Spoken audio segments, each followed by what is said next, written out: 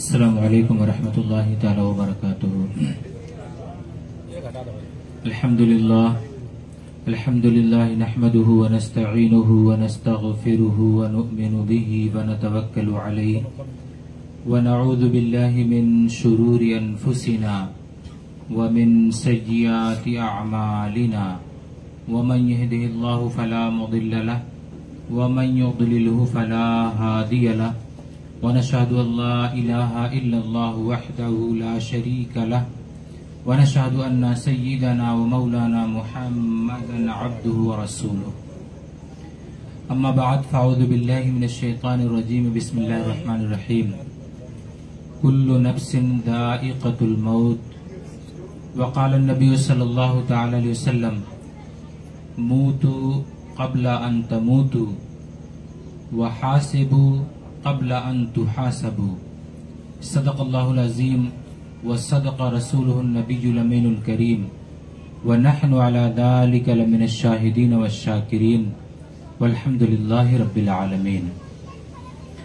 آئیے ہم سب مل کر بارگاہ رسالت مآب صلی اللہ تعالی علیہ وسلم میں انتہائی ادب و احترام کے ساتھ درود و سلام کا نذرانہ پیش کر لیں اور عقیدت کے ساتھ بلند آواز سے پڑھیں اللہم صلی علی سیدنا وشفیعنا وحبیبنا ومولانا محمد معدن الجود والکرم وآلہ بارک وسلم صلی علیہ صلاۃ دائما علیک یا رسول اللہ یا حبیب اللہ صلی اللہ تعالی علیہ وسلم۔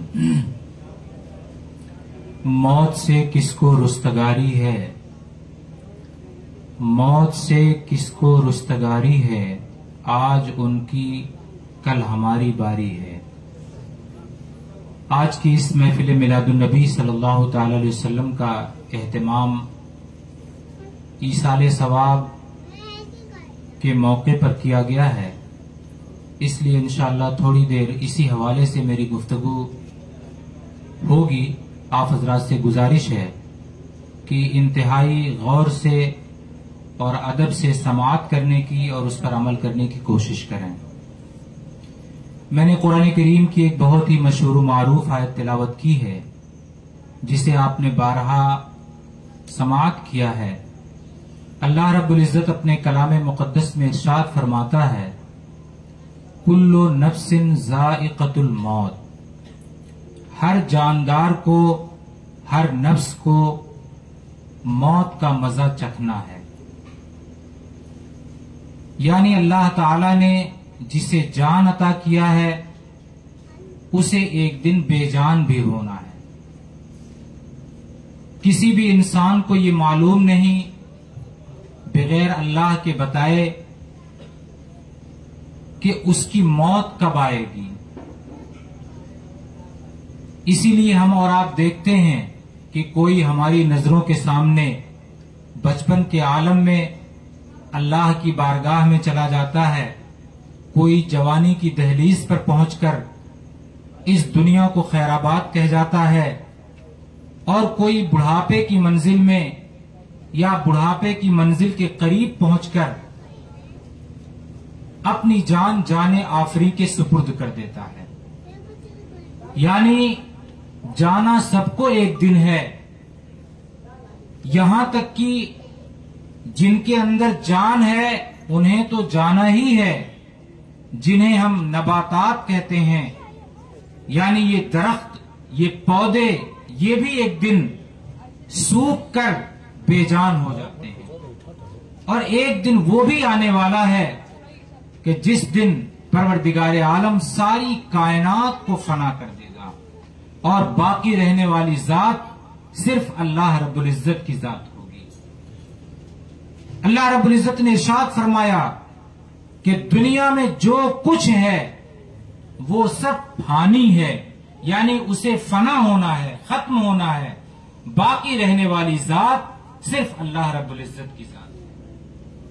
اور پھر اللہ رب العزت جب چاہے گا تو میدان محشر بپا کرے گا، حشر کا میدان قائم ہوگا اور اللہ رب العزت سارے انسانوں اور جناتوں کا حساب و کتاب لے گا اور پھر انہیں ان کے اعمال کے مطابق جنت و جہنم کا بدلہ عطا کیا جائے گا۔ موت ایک ایسی اٹل حقیقت ہے کہ جسے ہر انسان مانتا ہے، اس پر یقین رکھتا ہے، اس پر عقیدہ رکھتا ہے کہ ایک نہ ایک دن موت آنی ہے۔ ہمارے نبی کریم صلی اللہ علیہ وسلم نے ارشاد فرمایا، موتو قبل ان تموتو، اس کا معنی یہ ہے کہ مرنے سے پہلے مر جاؤ، وحاسبو قبل ان تحاسبو، اور اپنا حساب کر لو اس سے پہلے کہ تمہارا حساب کیا جائے۔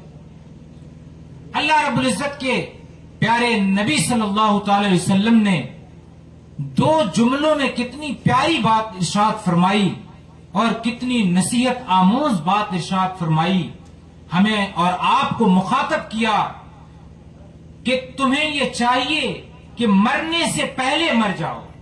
علماء بیان فرماتے ہیں کہ مرنے سے پہلے مر جانے کا کیا مطلب ہے؟ علماء فرماتے ہیں کہ مرنے سے پہلے مر جانے کا مطلب یہ ہے کہ اپنے نفس کو مار دو، اپنے برائی کے نفس کو مار دو، جو شیطانی نفس ہے، جو خواہش وہ نفس جو بری خواہشات کی طرف لے جاتی ہے، اس نفس کو مار دو اور اپنے نفس کو اللہ رب العزت کی رضا کی طرف لگا دو۔ اس کا مطلب یہ ہے، علماء فرماتے ہیں کہ اس کا مطلب یہ ہے کہ اپنے آپ کو تم نے مرنے سے پہلے مار لیا۔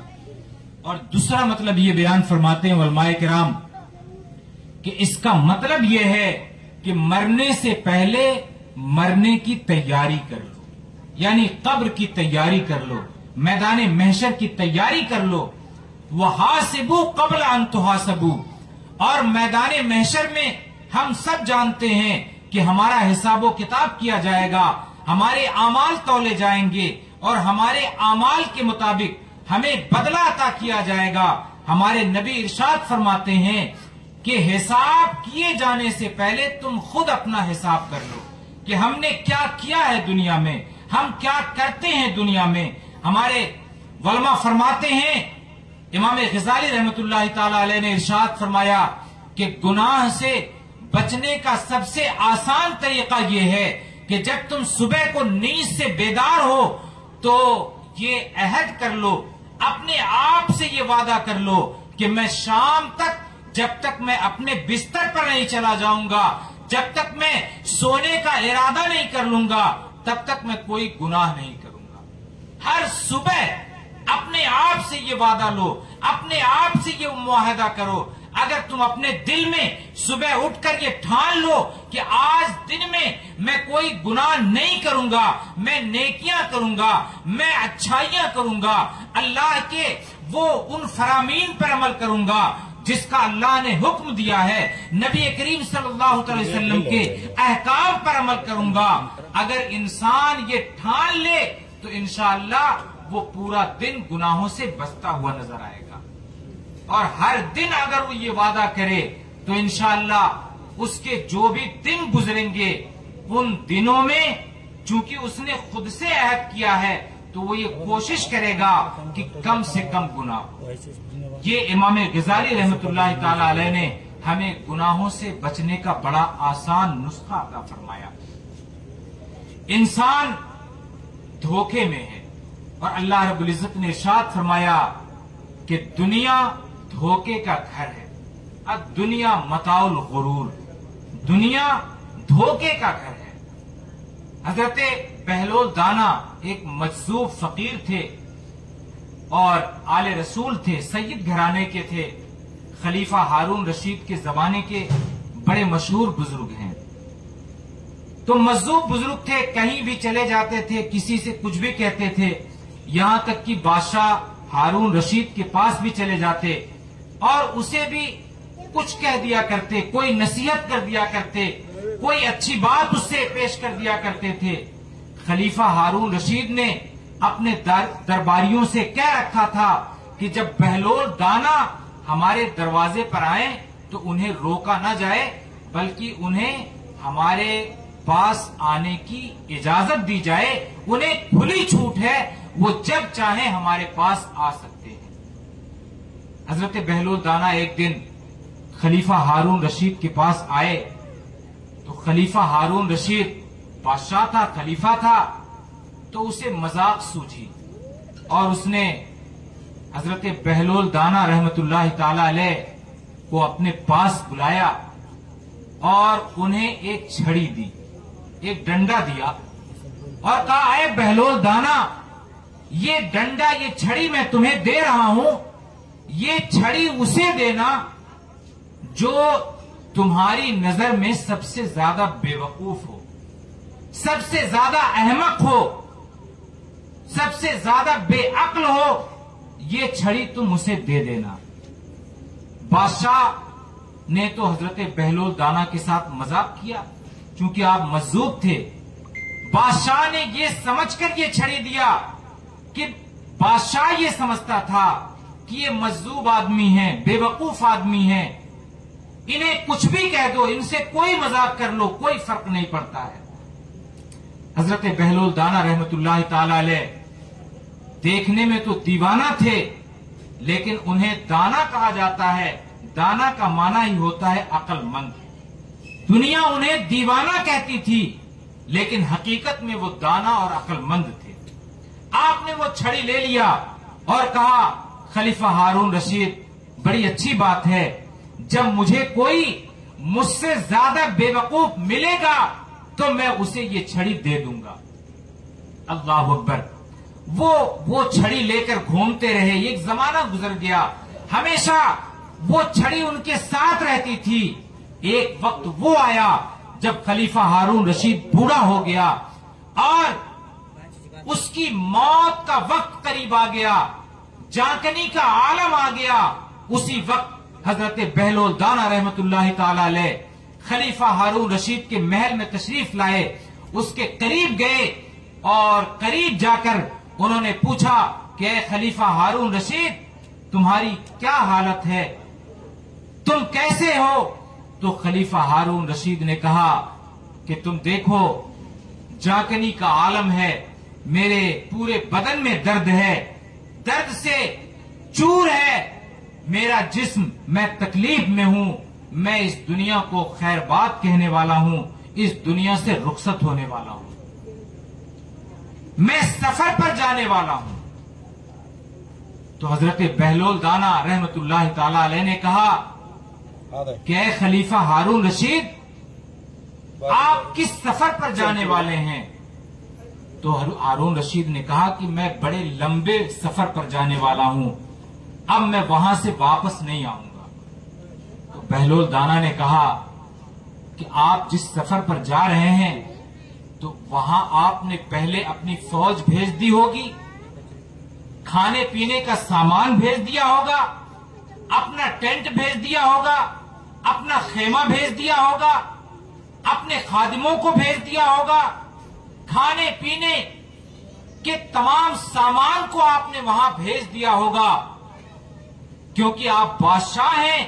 آپ جہاں بھی سفر پر جاتے ہیں تو جانے سے پہلے اپنی پولیس کو بھیج دیتے ہیں، اپنی فوج کو بھیج دیتے ہیں، رسد بھیج دیتے ہیں، کھانے پینے کا سامان بھیج دیتے ہیں، تاکہ جب آپ وہاں جائیں تو آپ کو کوئی تکلیف نہ ہو۔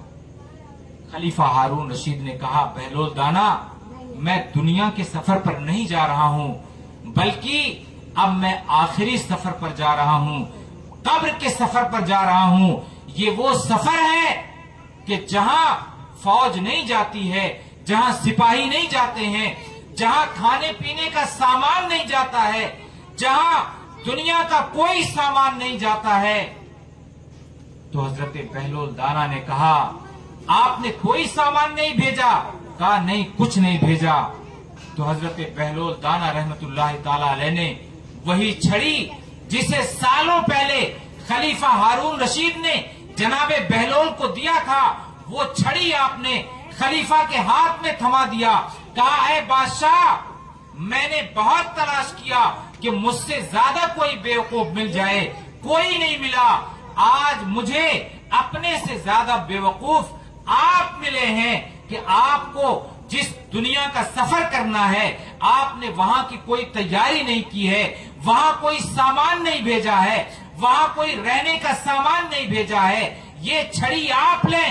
بیوقوف میں نہیں ہوں بلکہ دنیا میں سب سے زیادہ مجھ سے اگر کوئی بیوقوف ہے تو اے خلیفہ ہارون رشید آپ سب سے زیادہ بیوقوف ہیں، کیونکہ آپ نے اپنی موت سے پہلے قبر کا سامان تیار نہیں کیا، آخرت کا سامان تیار نہیں کیا. وہاں جو سامان بھیجنا چاہیے تھا آپ کو، آپ نے وہ سامان نہیں بھیجا. آپ نے بیوقوف مجھے سمجھا تھا لیکن حقیقت میں بیوقوف تو آپ ہیں. ایک صحابی ہیں حضرت عبد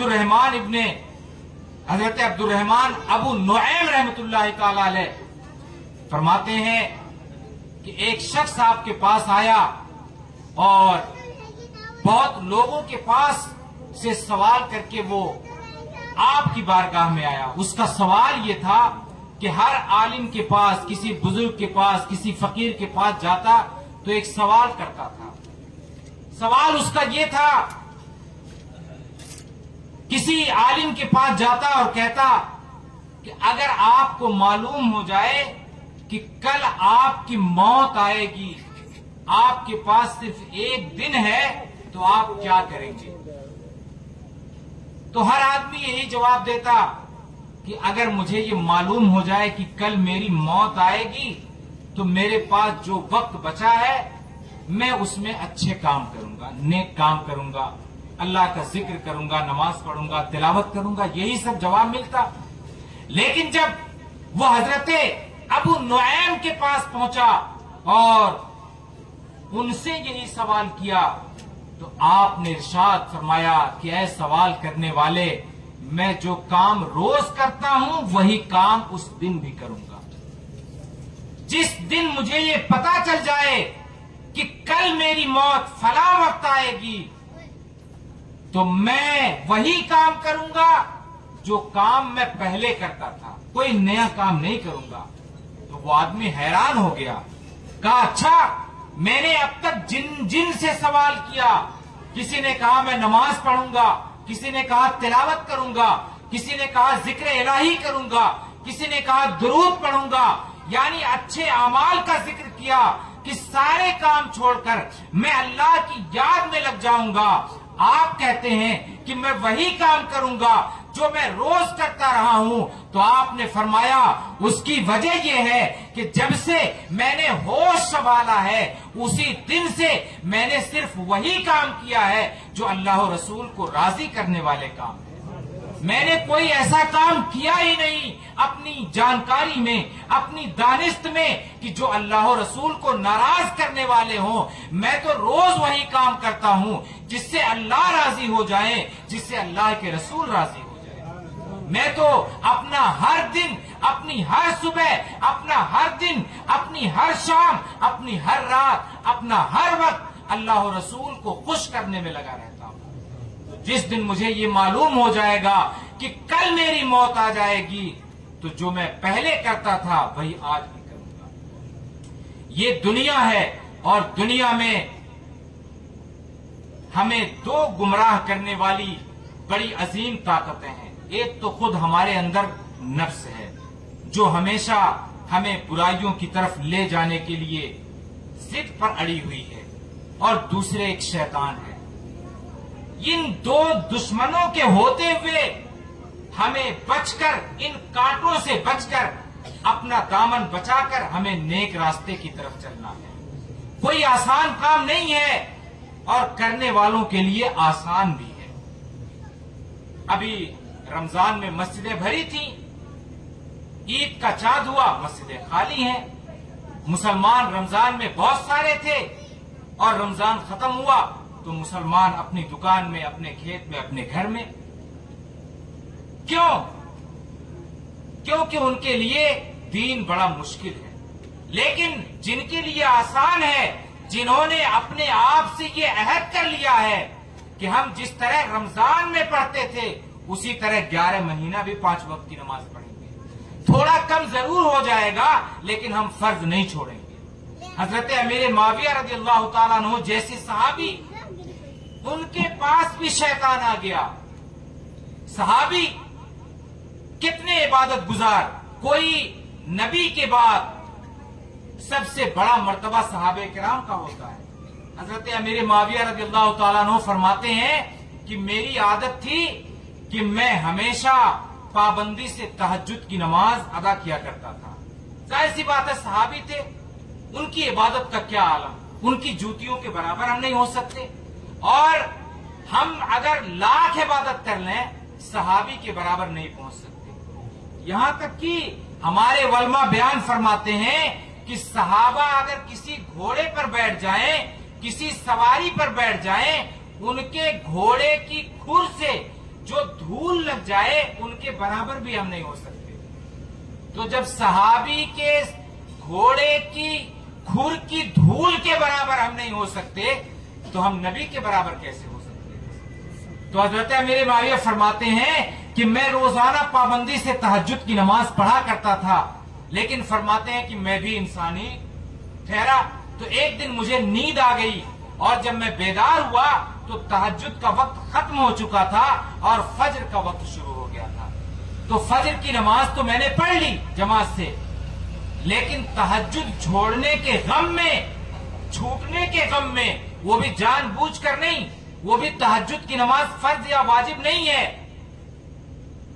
آپ فرماتے ہیں کہ پورا دن میں روتا رہا، رات میں عشاء کے بعد روتا رہا، روتے روتے مجھے نیند آ گئی اس غم میں کہ آج میری تہجد کی نماز چھوٹ گئی۔ اللہ اکبر، ہماری تو فرض نمازیں چھوٹ رہی ہیں، ہمیں کوئی غم ہی نہیں۔ فرماتے ہیں کہ جب نیند آ گئی، جیسے ہی تہجد کا وقت ہوا تو ایک شخص آیا میرے کمرے میں اور اس نے میرا پیر پکڑ کے بہت تیزی کے ساتھ جھنجھوڑ کر مجھے جگا دیا۔ میری نیند کھلی تو میں نے آنکھ مل کے جب اس کا چہرہ دیکھا تو نیا آدمی تھا، میں نے کبھی اسے دیکھا ہی نہیں تھا، بزرگ ٹائپ آدمی۔ میں نے کہا ارے بھائی تم ہمارے گھر میں آئے کیسے؟ دروازہ بند ہے، کون ہو تم؟ کیسے تم آئے اور مجھے جگا رہے ہو تہجد پڑھنے کے لیے؟ کہا اٹھیے تہجد پڑھیے، یہ سب سوال مت کیجیے، وقت چلا جائے گا۔ کل تو ابھی آپ چھوڑ کر پورا دن غم منائے ہیں، رات میں غم منائے ہیں، آج پھر آپ کی نماز چھوٹ جائے گی تہجد کی۔ سوال جواب بعد میں کیجیے گا، پہلے تہجد پڑھیے۔